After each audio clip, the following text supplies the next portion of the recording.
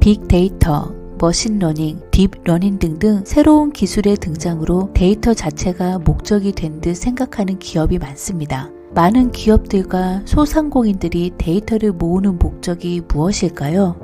1차적인 데이터의 목적은 바로 돈을 버는 것입니다. 그럼 여기서 한 단계 더 나아가 돈을 벌기 위해 무엇을 해야 할까요?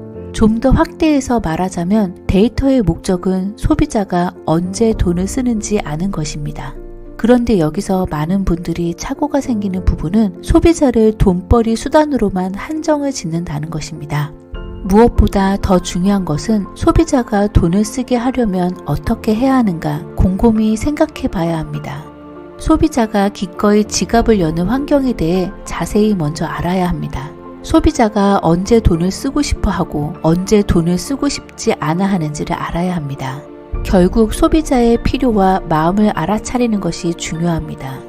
그리고 데이터의 목적은 소비자를 이해하는 것에 목표를 두어야 하는 것이지요. 오늘의 주제는 데이터를 이용한 소비자를 이해하는 방법에 대해 한번 이야기해 볼게요. 소비자를 이해하기 위해서 다양한 각도에서 노력을 기울여야 합니다. 하나의 데이터의 변수, 하나의 결과만으로 소비자의 모든 것을 이해했다고 생각하면 큰 오산입니다. 사실 우리는 소비자의 모든 것을 알기란 정말 어렵습니다. 가족만 떠올려 봐도 오랜 세월 동안 함께 지내고 했어도 식성이나 취향이 제각각 틀립니다.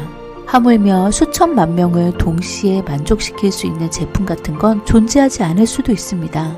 그러나 소비자가 원하는 것이 무엇인지 진심으로 궁금해하고 소비자의 필요를 채워줄 노력을 한다면 소비자가 그 기업을 알아볼 확률이 높아지는 것이지요. 우선 소비자를 이해하려면 공급자 마인드에서 벗어나세요. 즉, 공급자 마인드는 소비자가 아니라 기업 입장에서 생각해 보는 것이지요. 소비자의 마음을 읽는 1법칙, 소비자의 마음은 매출 데이터가 알려준다. 미국 월마트에서 기저귀 옆에 맥주를 놓았더니 잘 팔렸다는 사례가 있습니다. 기저귀를 사러 온 소비자들이 함께 구매하는 품목을 분석한 뒤 기저귀 옆에 맥주를 갖다 놓았더니 매출이 올랐다는 것입니다. 이는 어린아이를 키우는 부모들의 구매 이력과 매장의 실제 구매 동선 사이의 간격을 줄인 획기적인 재미있는 사례이기도 합니다. 소비자 마음을 읽는 이 법칙, 어떤 장소에 있는지에 따라 소비자의 마음이 달라진다. 여러분들은 회사에 있을 때와 집에 있을 때 완전히 똑같은 행동을 하는가? 부모님들과 있을 때와 친구들과 있을 때 행동이 같은가? 생각해 본 적 있나요? 보통 사람들은 장소에 따라 다른 행동을 합니다. 소비자가 어느 곳에 있는가에 따라 소비 행동에 영향을 미칩니다. 여러분들이 모처럼 제주도에 휴가를 갔다는 상황을 생각해 보자고요. 한참 이곳 저곳을 돌아다니다 오후가 되었습니다. 늘 이맘때쯤 마시던 커피 생각이 간절해졌습니다. 늘 마시던 커피 맛이 그리울 수도 있지만 제주도까지 왔으니 예쁘다고 소문난 카페를 찾아가 볼 것입니다. 그리고 처음 보는 매장에서 처음 보는 메뉴를 시켜서 마시고 싶은 충동이 생깁니다. 이렇듯이 일상생활과는 달리 관광지에서는 완전히 다른 하루를 보내고 싶어하는 사람이 많습니다. 때로는 나의 일상에서 벗어나 새로운 맛을 느껴보고 싶기 때문이지요. 소비자는 이렇게 어떤 공간, 어떤 맥락에 있냐에 따라 전혀 다른 행동을 할 수도 있는 것이지요. 사람들은 한 가지 행동만 하기보다는 다양한 경험을 하고 싶어 합니다. 이 현상을 소비 심리학에서는 다양성 추구 욕구라고 말하는데요. 이러한 맥락을 좀 더 확대해보면 다양한 사례들이 있습니다. 공항에서의 행동을 떠올려 볼까요? 면세점은 세금을 포함하지 않아 저렴하다라고 인식합니다. 그러나 사실 평소엔 자주 사지 않는 물건들, 상대적으로 고가인 제품들이 팔리고 있습니다. 비행기를 타기 직전에 짧은 시간 동안 금액을 크게 생각하지 않고 급히 물건을 사본 경험이 있을 것입니다. 혹은 환전했던 금액을 마지막까지 소진하려고 필요한 제품보다는 금액에 맞추어 물건을 사본 경험이 있을 것입니다. 소비자 자신은 온전히 소비 주권을 행사한다고 생각하겠지만 많은 경우 맥락에 맞추어 소비를 하게 됩니다. 어떤 맥락에 놓여 있는지에 따라서 돈을 아낄 수도 있고 씀씀이가 커질 수도 있습니다.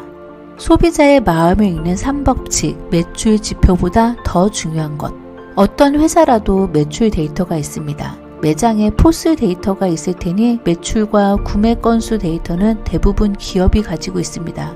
경영을 하다 보니 매출이 하락할 수도 있고 상승할 수도 있습니다.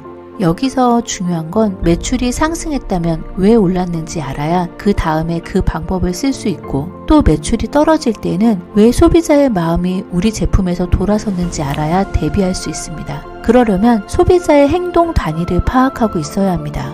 매출은 소비자의 마지막 결정의 결과일 뿐입니다. 소비자가 구매하기 전과 후가 어떤 상태인지 많이 알수록 구매 행동 결정의 이유를 정확히 알 수 있습니다.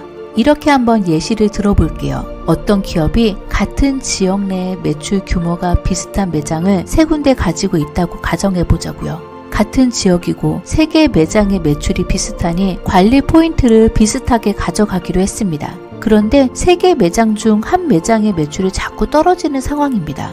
도대체 왜 그런 걸까요? 같은 지역이라 유동인구도 비슷했을 것입니다. 그 골목으로 유독 사람들이 적게 오는 상황일 수도 있고, 횡단보도의 방향, 새 건물의 공사, 인기가 있던 주변 가게의 폐업 등 원인은 다양합니다. 또는 매장이 위치한 골목의 문제가 아니라면 매장 안으로 들어오는 사람이 적어졌기 때문일 수도 있겠지요.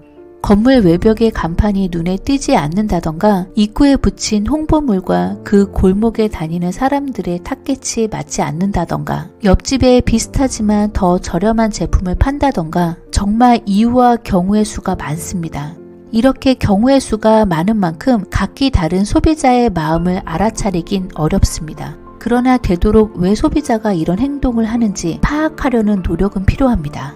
많은 사람들은 이 매장에 무슨 문제가 생긴 것과 자신이 잘 아는 하나의 원인으로 자꾸 귀결시키려고 하는 것은 옳지 않습니다. 운이 좋게 그 원인이 맞을 수도 있지만 전혀 아닌 경우도 많습니다. 소비자의 행동에 영향을 미칠 수 있는 요소를 다각도로 살펴보고 그 행동 중 어디에서 문제가 나타나는지 찾아보면 답이 나올 수 있습니다. 소비자의 문제 행동이 나타나는 원인은 매장 곳곳에 숨어 있습니다. 제품의 문제인지, 매장의 진열이나 디자인의 문제인지, 마케팅 전략의 문제인지, 매장 점원들의 판매 방식이 문제인지 잘게 쪼개 볼 줄 알아야 합니다. 소비자는 결국 이 모든 것을 뭉뚱그린 브랜드로 인식하기 때문입니다. 그리고 매출과 연관된 소비자들의 모든 행동을 잘게 쪼개어 기업이 스스로 인지하고 균형 있게 관심을 가지는 것이 필요합니다. 이상 오늘의 영상을 마무리하겠습니다. 더 나은 미래를 위한 다양한 생각의 전환점, 생각 속의 주머니를 구독하고 내 자신을 더 발전시켜 보세요.